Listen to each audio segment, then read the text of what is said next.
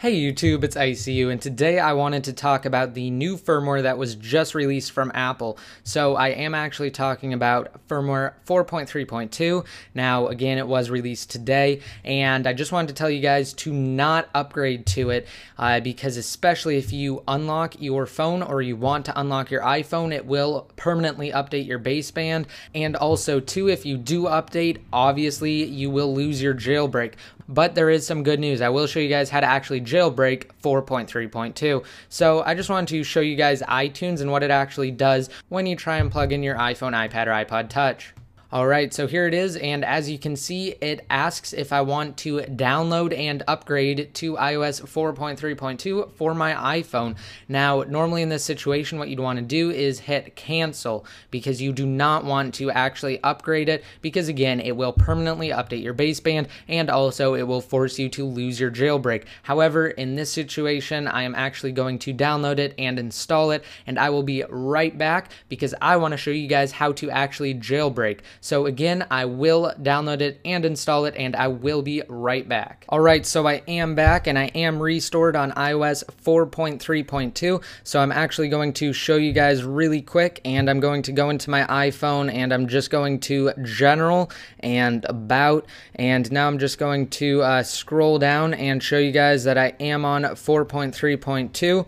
As you can see right there for version, it says 4.3.2. So now that you guys know that I am indeed again on 4.3.2, I'm going to show you guys how to jailbreak. So the first thing you're going to need is Redsn0w, and it is the latest version of Redsn0w, and again, I will have a download link and all the written instructions down below in the more info. Just follow that link and you will be taken there. So once you have that, you're also going to need iOS 4.3.1, and the reason why is because this actually isn't like a real jailbreak, so to speak. It is tethered. That means every time you want to power it off and turn it back on, you're going to have to plug it into your computer. So it's actually really not that hard, but we're going to have to actually point it at iOS 4.3.1 so it can patch it and apply the patches to our 4.3.2 firmware on our iDevice. So again, this obviously does not work for the iPad 2. It works for basically all other iDevices that can go up to 4.3.2 though. And again, it is tethered, so just keep that in mind. So what you're going to do is just run Redsn0w and click open when it prompts you, and then once you get this screen, simply browse for the firmware, and again, you are just going to find where you downloaded 4.3.1 and you are going to select it, and it will process your firmware. Once it has finished processing, you can click next, and it will actually prepare the jailbreak data.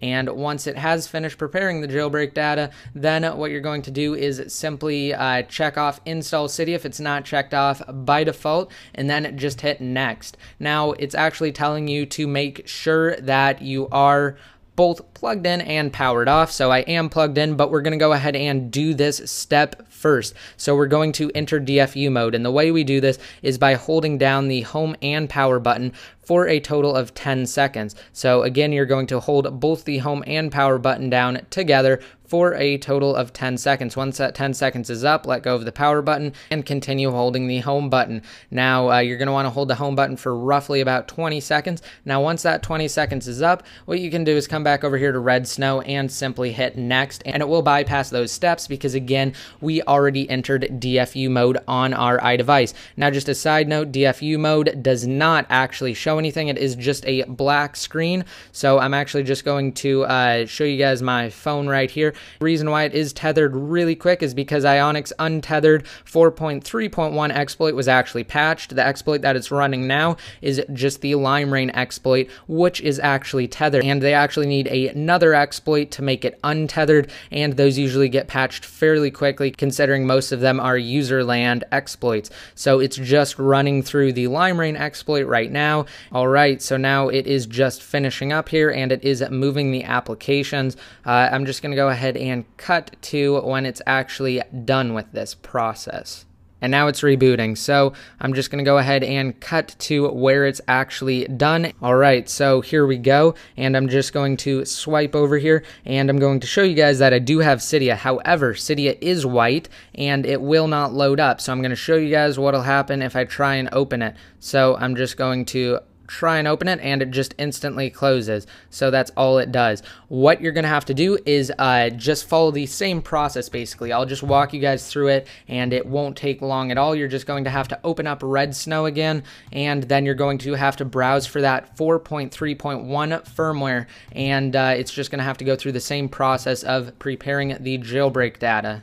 Now what you're going to do is uncheck install Cydia. Now that's probably the most important thing, because you do not want to write over your packages that you already have from Cydia, because this could and possibly will get rid of them, or at least it'll give you a blank Cydia, which is never good. So once you have done that, just be sure to check off just boot tethered right now, and then hit next, and we're going to enter DFU mode again. Now to do this, hold down the home and power button for 10 seconds. Now once that 10 seconds is up, you're going to let go of the power button and continue holding the home button for about 20 seconds.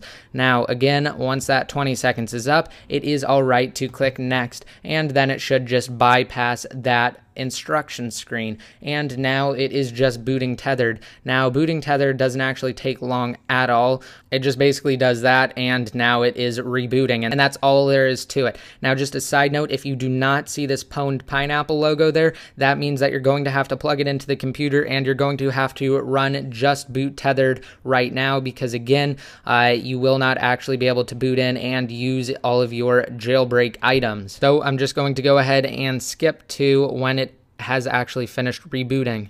Alright, so now it is back up, and I'm just going to scroll over and show you guys that again I do have Cydia, and now this time it is not a white icon, and now it's just going through the normal process that Cydia does. So now I'm just going to go ahead and cut the video here, and I will come back to when Cydia has completely finished, and I'm going to scroll down to the bottom and show you guys that I am indeed on 4.3.1. Alright, so as you can see at the bottom of Cydia, it says iPhone 4 GSM 4.3.2 Cydia 1.1.1, so it's kind of difficult to make out there. However, again, I am on iOS 4.3.2, and I will prove it to you guys once more inside of Settings, General About. And again, it says version 4.3.2. So again, just subscribe for more great videos. Let me know what you think down below in the comment section, and until next time, this is ICU, signing out.